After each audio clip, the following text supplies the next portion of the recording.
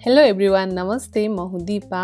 हजुरलाई स्वागत छ इजी किचन रेसिपीमा। आजको रेसिपीमा मैले हजुरसँग सेयर गर्नको लागि एकदमै स्वादिलो बनेर तयार हुने भेज बिरयानीको रेसिपी लिएर आएकी छु। एकदमै सजिलो अनि छिट्टो मिठो बनेर तयार हुने यो भेज बिरयानी बनाउन सुरु गरौँ। सबैभन्दा पहिला यसलाई चाहिने तरकारीहरू तयार गरौँ। मैले यहाँनिर यसरी आलु, सिमी, गाजर अनि काउलीलाई काटेर लिएकी छु।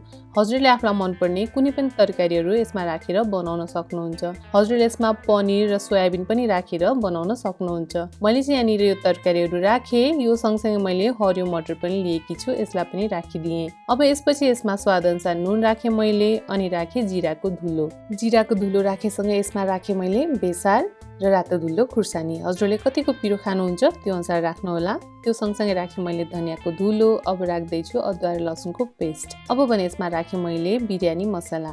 यो राखेँ सँगसँगै मसिनो गरी काटेको हरियो धनिया, थोरै तेल राखेसँगै यसमा राखेँ मैले सानो कपको 1 कप दही। दहीलाई चाहिँ राम्रोसँग फिटेर राख्ने। जति सक्दो हामीले चाहिँ यसमा राख्दा फ्रेस दही नै युज गर्नुपर्ने हुन्छ। त्यसो गर्दा चाहिँ बिरयानी अझ स्वादिलो बनेर जान्छ। अब यो सबै सामग्रीलाई हामीले राम्रोसँग मिक्स गरिदिने, सबैतिर लाग्ने गरी। यतिको यसलाई मिक्स गरिसकेपछि हामीले यसलाई एकछिन रेस्टको लागि राखिदिउँ। अब भने हामी बिरयानीलाई चाहिने चामल तयार गर्नेछौँ। त्यसको लागि मैले यहाँनिर एउटा भाँडा लिएँ। अब यसमा 1 कचौरा चामल राख्दैछु।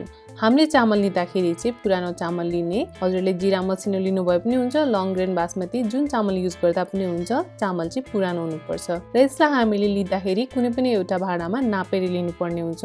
पछि पानी हाल्न सजिलो हुन्छ। ठिक्क मिलाएर पानी हाल्यौँ भने यो बिरयानी चाहिँ गिलो हुँदैन। मैले चामललाई पखालेर तयार गरेँ, यसलाई भिजाइराख्नु पर्दैन। अब भने हामी बिरयानी पकाउन सुरु गरौँ। यसको लागि मैले यहाँनिर कुकर तताउन राखिसकेँ। तातेको कुकरमा राखेँ मैले तेल राम्रोसँग तातिसकेपछि मैले यहाँ राख्दैछु प्याज। अब प्याजलाई हामीले हाई हिटमा राखेर राम्रोसँग लगातार चलाउँदै भुट्ने। जुन बिरयानीको माथिबाट राख्ने रातो क्रन्ची खालको प्याज हो, यो चाहिँ यसरी नै तयार गरिन्छ। हजुरले यहाँ देख्न सक्नुहुन्छ यसको कलर चाहिँ पुरै चेन्ज भएर रातो भइसकेको छ। अब यतिको भएपछि यो प्याजलाई चाहिँ हामीले एउटा प्लेटमा निकाल्ने। सेलाइसकेपछि चाहिँ यो एकदमै क्रन्ची हुन्छ। यसलाई चाहिँ हामी पछि युज गर्नेछौँ। बाँकी प्याजलाई चाहिँ अब हामी यहाँ तरकारीसँग पकाउने छौँ। प्याज पुरै रातो भइसकेको हुँदा मैले यसमा राखेँ जिरा फुराउन। जिरा राम्रोसँग फुराइसकेपछि यसमा मैले ल्वाङ, सुकमेल, दालचिनी र तेजपत्ता राखेँ। यो सँगसँगै राखेँ मैले यहाँ एउटा हरियो खुर्सानी। हजुरले आफ्नो स्वादअनुसार पिरो कति खाने राख्न सक्नुहुन्छ।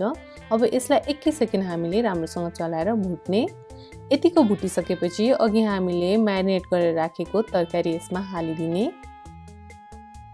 सबै तरकारी हालिसकेपछि हामीले यहाँ ग्यासको हिटलाई मिडियम टु हाईमा राखेर 1 मिनट जति यसलाई राम्रोसँग चलाएर भुट्ने।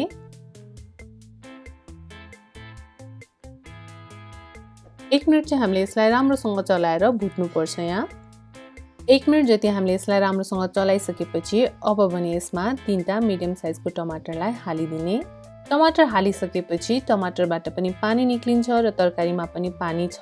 त्यसैले यसलाई हल्का सुकाउनको लागि हामीले 2 मिनट जति ढाकेर पकाउने। यसो गर्दा चाहिँ यसमा हालेको मसलाहरू पनि राम्रोसँग पाक्छ। हजुरले यहाँ देख्न सक्नुहुन्छ पानी सुकिसकेको छ र यसमा रहेको मसलाहरू पनि राम्रोसँग पाकेर यहाँ तयार भइसकेको छ। अब भने यसमा पानी राखिदिने। मैले सुरुमा जुन कचौराबाट चामल नापेको थिएँ त्यही कचौराको यसमा आधी कचौरा मात्र पानी राखिदिने। बाँकी पानी हामी चामल राखिसकेपछि राख्नेछौँ। अब भने यसमा हामीले चामल राखिदिने, सबैतिर यसरी छरेर। यसरी चामल हाल्दा ग्यासको हिट कि त लोमा राखिदिने कि त अफ गरिदिने। मैले चाहिँ यहाँ लोमा राखेको छु। यसरी सबै चामल राखिसकेपछि अब यसमा राखिदिने थोरै नुन राखिसकेपछि यसमा राख्ने बिरयानी मसला। थोरै बिरयानी मसला र नुन राखे सँगसँगै यसमा हामीले सुरुमा भुटेर राखेको प्याज हालिदिने। अब हालिदिने मसिनो गरी काटेको हरियो धनिया। हरियो धनिया राखे सँगसँगै यसमा मैले 1 चम्चा जति घिउ राखिदिएँ, यसरी मेल्ट गरेको। घिउ राखिसकेपछि अब भने यसमा राखिदिने पानी।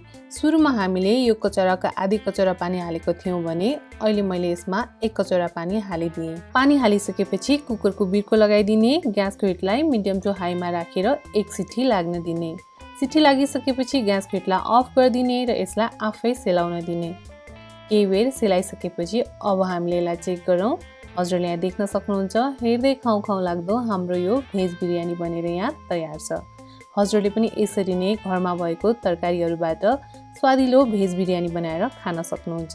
एकदमै छिट्टो बन्ने अनि एकदमै मिठो हुने हजुरले कुनै पनि बेला सजिलै बनाउन सकिने आजको यो भेज बिरयानीको रेसिपी कस्तो लाग्यो? मन परेमा भिडियोलाई लाइक गरिदिनु होला, आफ्नो साथीभाइहरूसँग सेयर गरिदिनु होला। यस्तै इजी अनि नयाँ रेसिपीहरूको लागि इजी किचन रेसिपीलाई सब्स्क्राइब गर्न भने नबिर्सिनु होला। हजुरको दिन शुभ बितोस्। Thank you.